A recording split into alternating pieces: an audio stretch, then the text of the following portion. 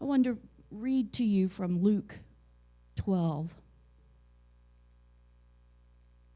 Just a little truth where Jesus is talking about greed, and money is, it can do us some harm if we look at it in an incorrect way.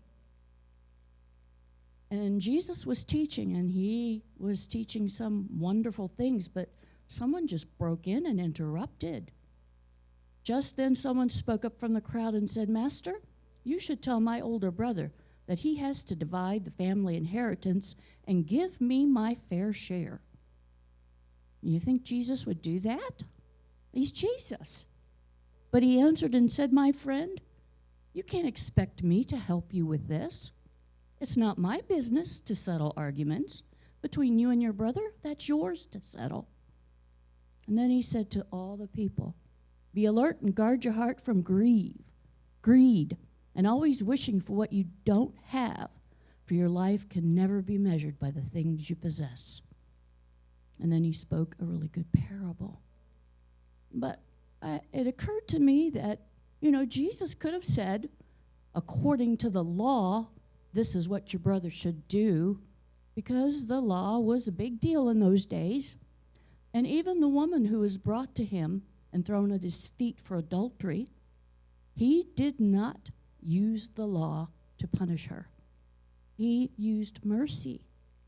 And in doing so, to the people who were around, he wanted them to know that just things on the surface aren't going to work.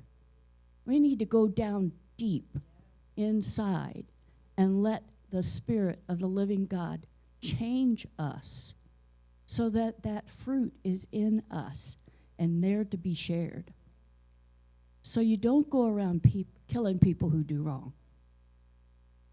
Jesus extends mercy and a new life. He did so everywhere he went.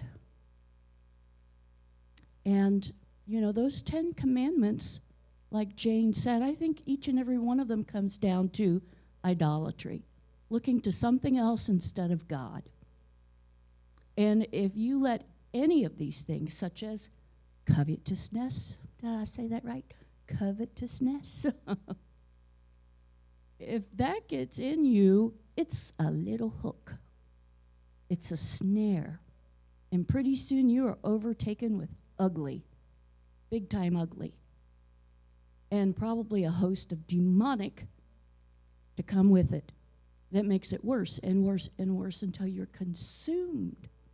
And that's the way with everything. If you entertain it a little bit, you make it an idol, it's going to grab you, and it's going to demand all of you.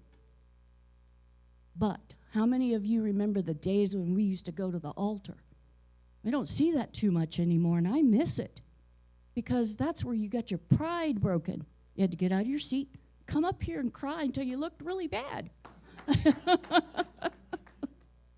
But you know what? When you got up, you felt clean from the inside out.